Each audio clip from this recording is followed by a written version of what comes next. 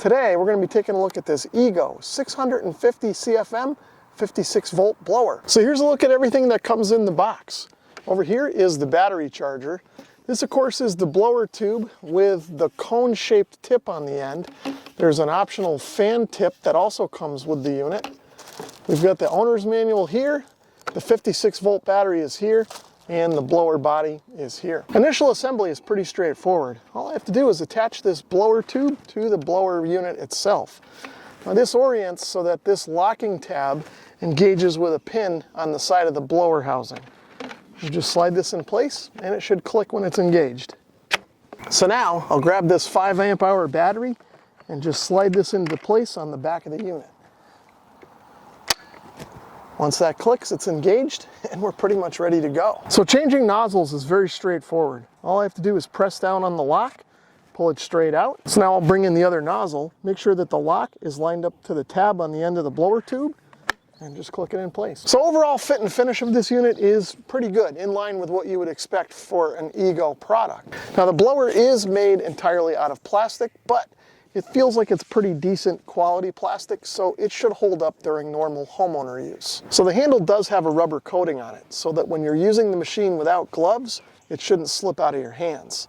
Now the battery also has some rubber around its extremities, so that if you bang this thing into something hard, it should take the impact without cracking. So on the back of the battery, there's actually a power switch, and surrounding the power button is a charge indicator to let you know how much charge the battery has in it. Controls on the blower are pretty much what you'd expect. There's a trigger here for intermittent use. If you're going to be blowing for long periods of time, there's a dial on the side that you can use to set various speeds of the blower without having to push the trigger.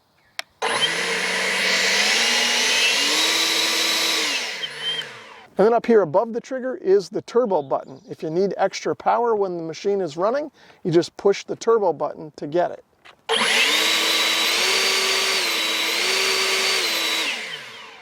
So here's a look at the charger. On this side, there's a couple of indicator lamps up here and a legend to tell you what they mean. So now I spin the unit around to engage the battery. Now you can see once the battery is engaged, the charge indicator on the battery lights up and blinks to let you know it's charging, and the fan comes on to keep everything cool. So I'm going to let this charge up, and then we'll go try the blower out. So as I record this video, it's springtime, and as you may be able to see behind me, the leaves are just starting to come out on the trees. So there aren't any dead leaves in my yard.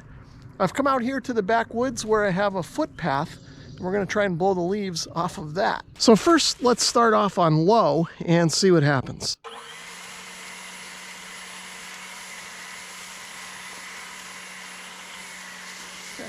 Okay, so we're moving the top layer of leaves, but I'm sure a little more power will do a little bit better job here.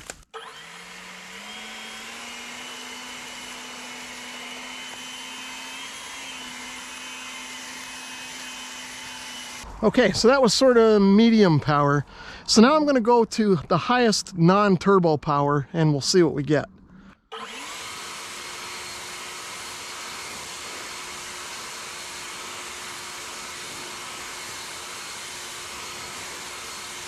So that actually worked pretty good, maybe a little better than I expected it to.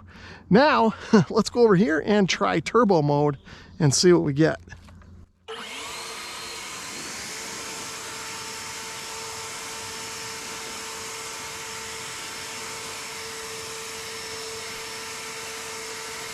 So I'm pleasantly surprised. I didn't think that this thing would have enough power without turbo mode to clear the leaves off of this trail, but as you guys saw, it did. And then when I engaged turbo mode, it did even better and was able to even blow some of the twigs and sticks out of the way. Now the true test is to see how long this battery is going to last. This walking trail that's back here is a 1-mile loop, and we're going to see if I can clear the leaves off of the entire mile.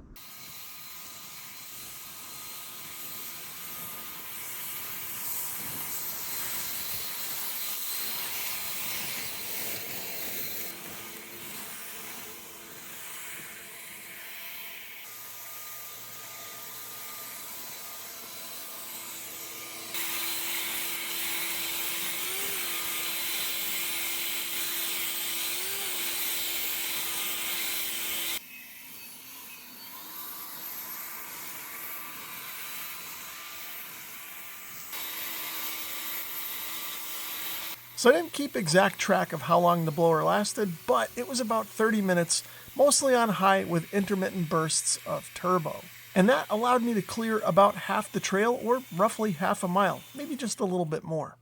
Well, I guess that's it. Yep, we're done. One of the other reasons I bought this blower was so that I could clean up after I mowed my lawn. Now, the lawn wasn't too long, so there aren't that many grass clippings here, but this is sure easier than sweeping.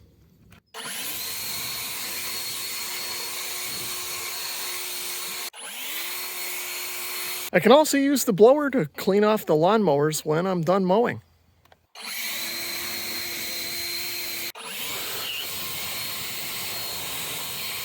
So overall, I'm pretty happy with this blower, and it actually performs a little better than I thought it might. Now, of course, this is brand new, so I'm going to have to wait and see how this holds up through regular use and whether or not the battery degrades over time. If you enjoyed the video, please give it a thumbs up. If you'd like to learn more about this blower, check the links in the description below. Thanks for watching.